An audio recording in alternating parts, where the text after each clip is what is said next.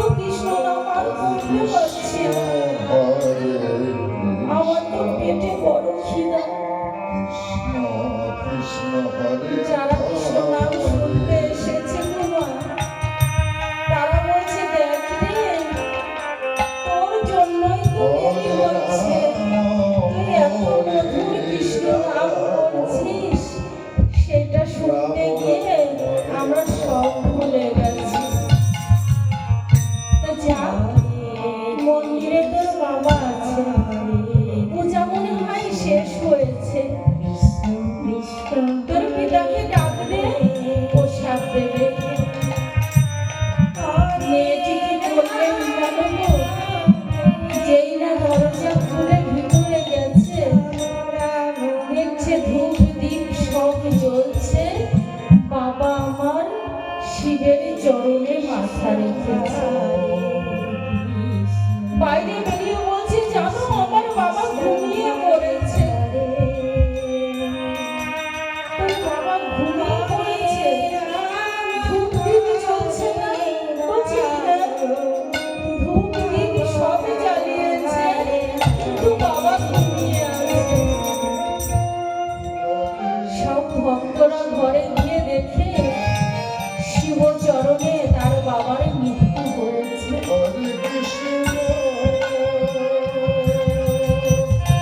ছোট সন্তানটিকে বললেন, মারে তোর মার মৃত্যু দেখেছিস? দেখেছি। শ্মশানে গিয়েছিলি? গিয়েছিলাম। আবার তোর শ্মশানে যেতে হবে। তোর বাবারও মৃত্যু হয়েছে।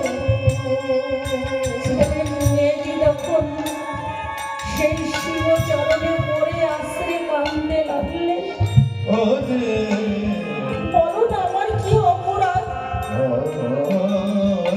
এইটুকু আমার বয়স, আমার মা বাবাকে তুমি কেড়ে নিলে, আমি এখন কোথায় যাব? একবার বলে দাও, আমি এখন কোথায় যাব?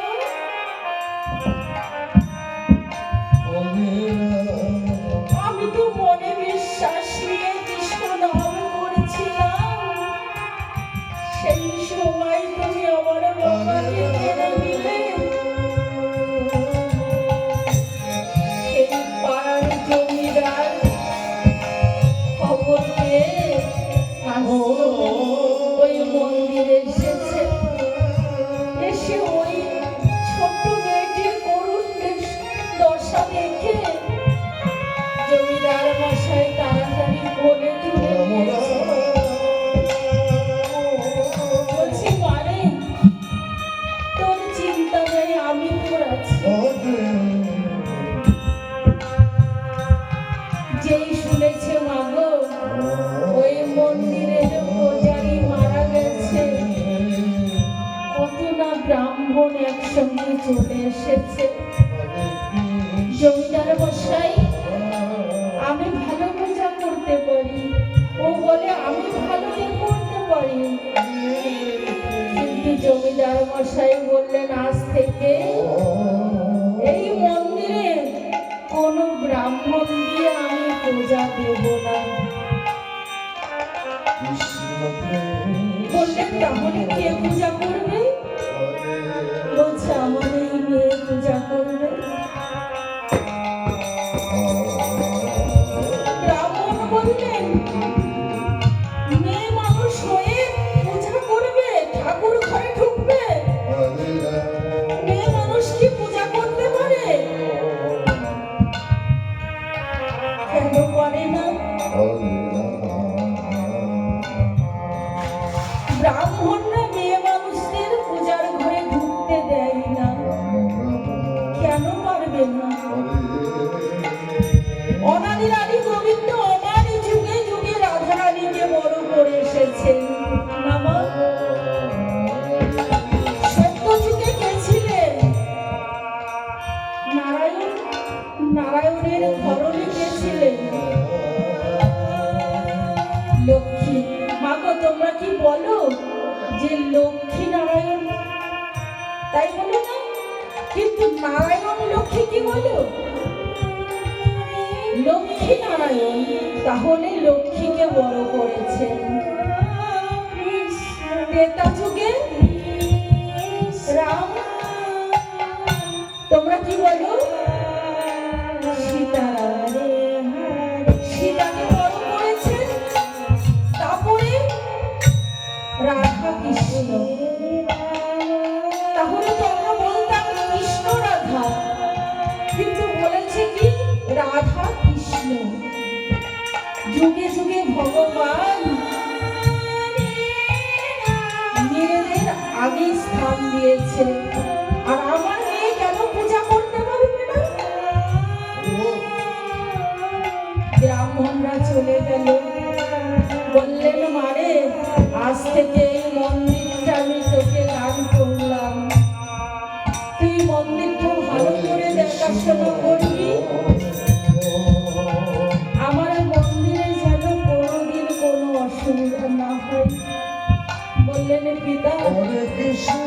আমি তোমার মন্দির খুব সুন্দর করে দেখাশোনা করবো। সেই শিশু মেয়েটি আমার ওই শিব মন্দিরে সারাদিন ধরে কৃষ্ণ নাম করতে করতে অনেক দিন হয়ে গেল। দেখছি আমার তো বয়স হয়েছে, কিন্তু আমি যে কথা দিয়েছি মন্দিরকে রক্ষা করব, আমার না কবে মৃত্যু হয়ে যায়, তাহলে এই মন্দির কে রক্ষা করবে? তাই ভোলানাথের স্বরূপে বড় করে দাঁড়িয়ে বললেন, ভোলানাথ আমার একটা সন্তান দাও, যে সন্তান এই মন্দির রক্ষা করতে পারে।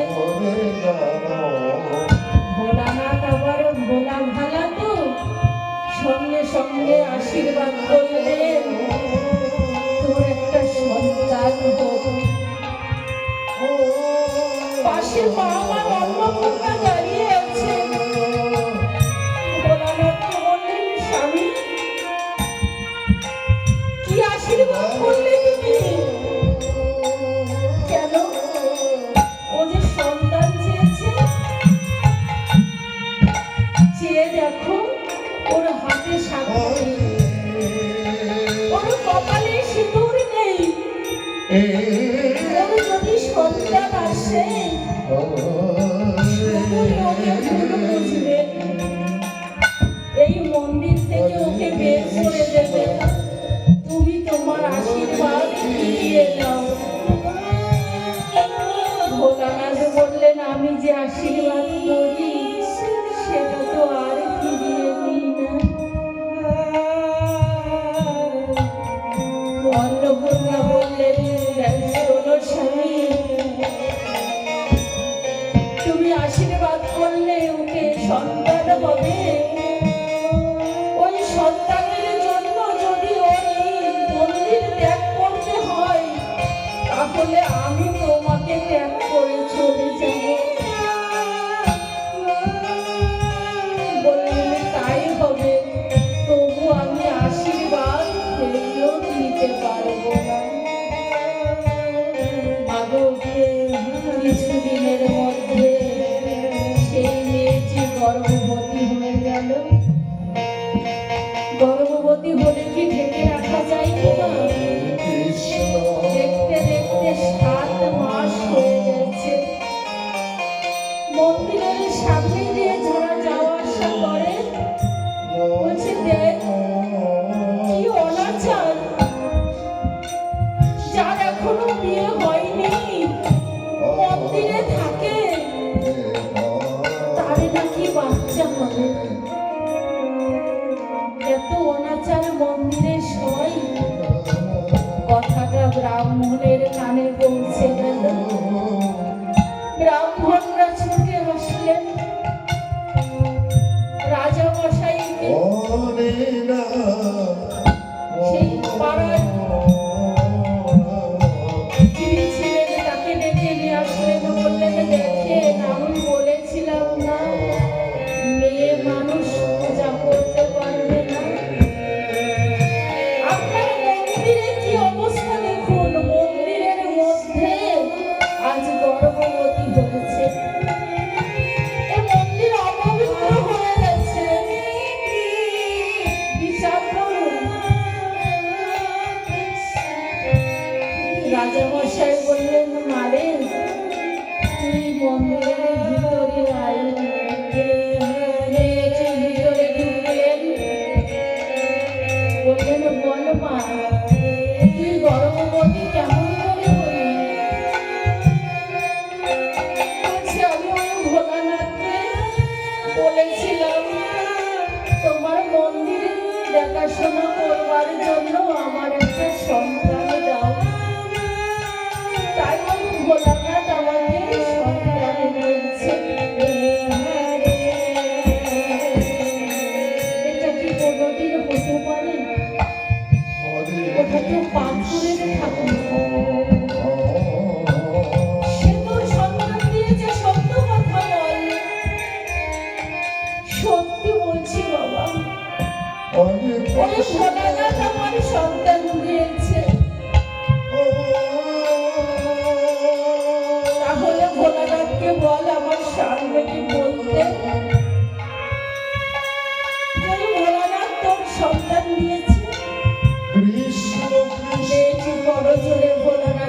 সম্মুখে দাঁড়িয়ে বলছেন, প্রভু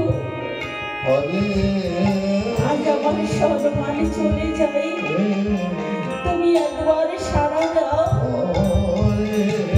তুমি সকলকে বলে দাও যে তুমি আমার এই সন্তান দিয়েছ। পাশ থেকে অন্নপূর্ণা বলছেন, ভোলানাথ স্বামী গো আর সাক্ষী দাও। কিন্তু ভোলানাথ আমার চুপ করে দাঁড়িয়ে আছে।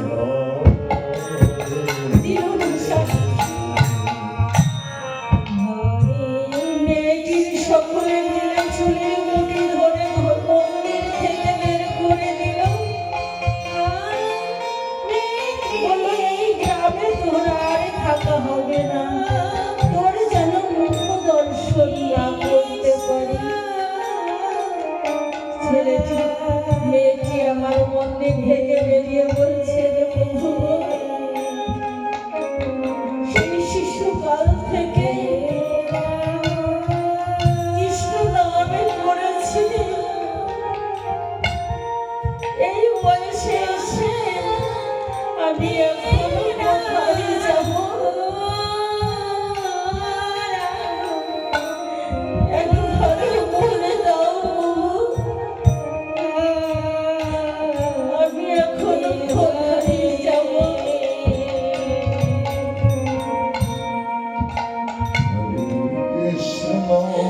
কতবার বললাম একটু সবার সামনে তুমি বলো, তাও বললে না। আমার আপনি আত্মীয় নাই, পিতা নাই, মাতা নাই, ঘর কোথায় যাব বলতে পারো? দূরে তাকিয়ে দেখছে কয়েকজনা মা আমার দাঁড়িয়ে কি যেন বলা বলি করছে। সামনে আগিয়ে গিয়ে বলছে, তোমরা কি বলছো গো? বলছে, আমরা পায়ে হেঁটে বৃন্দাবনে যাব। বলছে, আমাকে সঙ্গে দেবে? বলছে, তোমাকে? তুমি এখন 7 মাস তোমার, এখান থেকে বৃন্দাবনে পায়ে হেঁটে গেলে 3 মাস লাগবে। রাস্তায় যদি তোমার প্রসব বেদনা হয় তখন আমরা কি করব? বলছে, যেখানে আমার ব্যথা দেখা দেবে সেখানে তোমরা ফেলে রেখে চলে যেও। ওদের সঙ্গে কৃষ্ণ নাম করতে করতে বৃন্দাবনে যাচ্ছে গোয়া।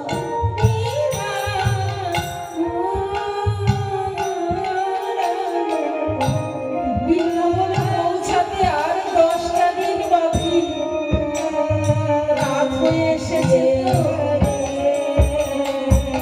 তাই গুহার মধ্যে সেই মাগুলো বিশ্রাম নিচ্ছে।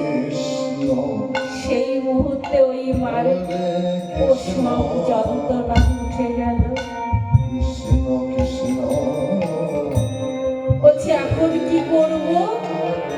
যে আসছে সেও এত শয়তান, আমি 10টা দিন পরে আসতে পারলো না, তাহলে তুই বৃন্দাবনে যেতে পারতি। আর 10 দিন মাত্র বাকি। বললো, তোমরা চলে যাও। সঙ্গের সাথীগুলো চলে গেল তোমার।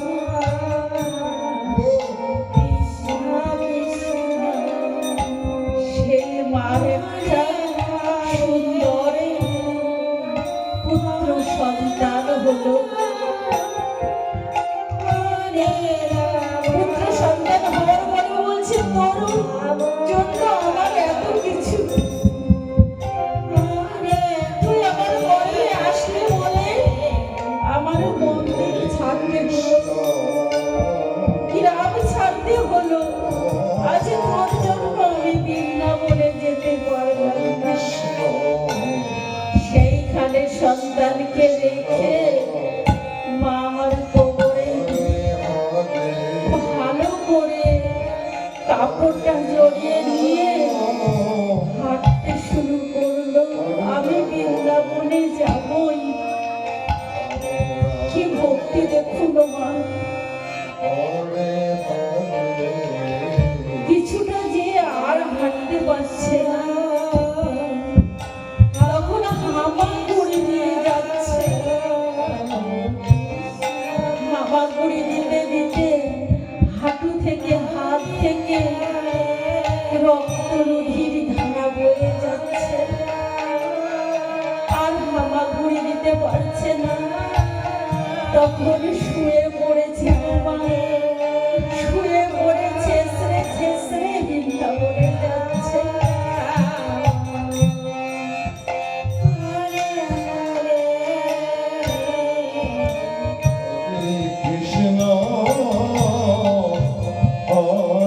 বৃন্দাবনে গিয়ে গিরিধারীর মন্দিরে সিঁড়ির উপরে শুয়ে আছে। তার তো ক্ষমতা নাই এই মন্দিরে ঢুকবে।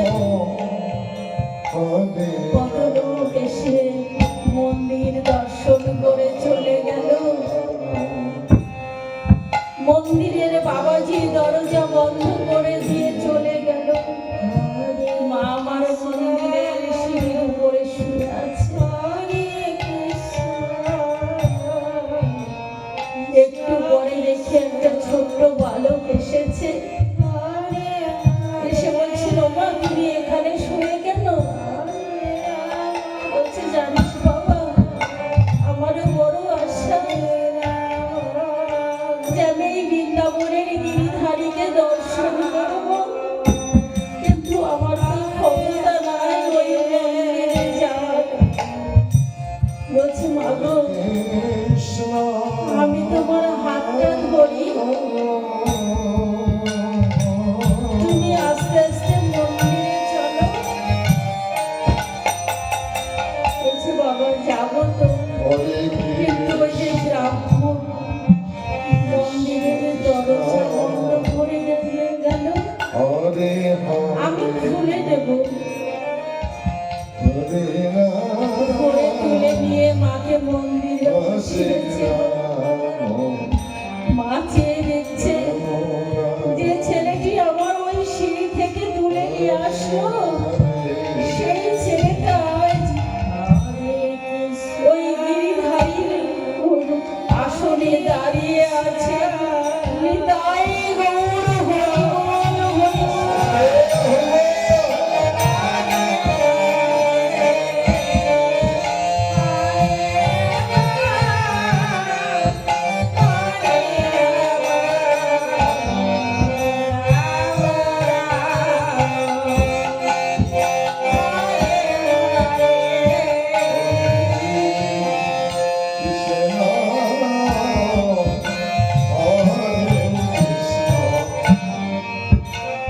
দর্শন করে বললেন, প্রভু তোমারই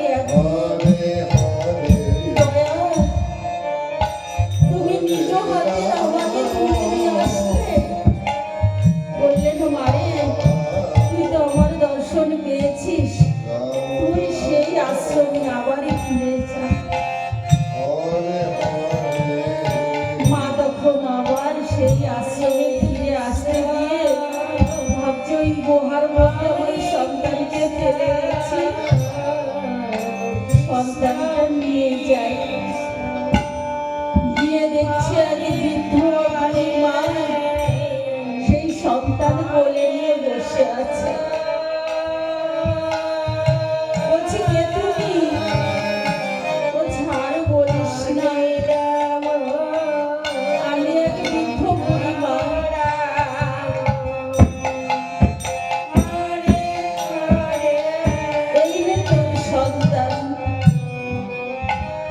যেই না মা হাতটা বাড়িয়েছে, দেখছে হাতে শাখা পলা পরা। বলছে, বুড়িমা, তোমার হাতে তো শাখা আছে, তুমি কে বলো তো?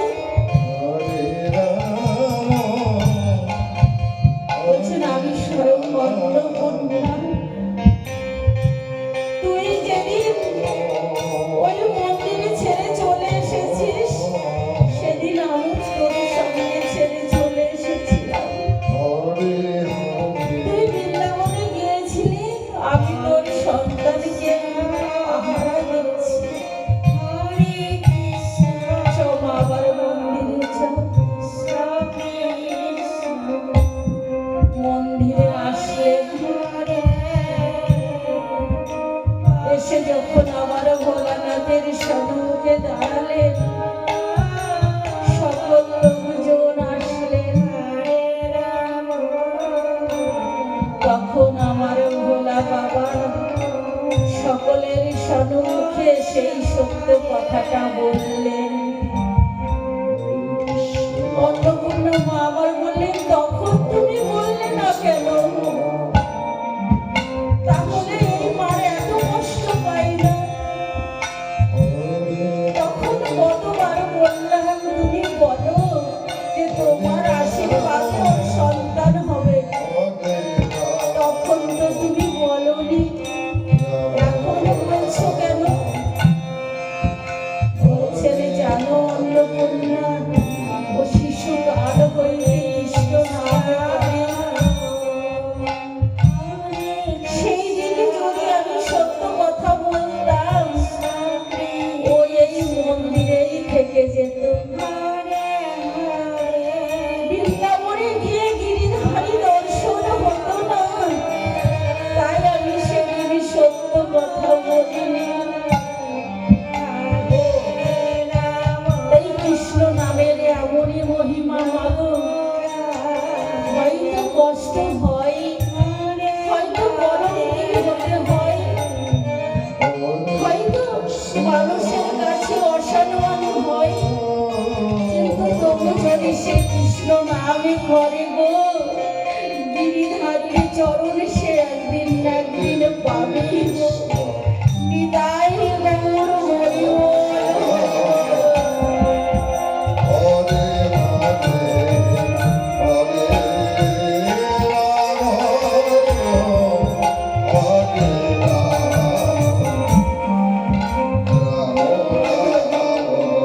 এই সকল বৈষ্ণবের চরণে নিবেদন করবো, সকলে মিলে আশীর্বাদ করো। এইভাবে যেন কৃষ্ণ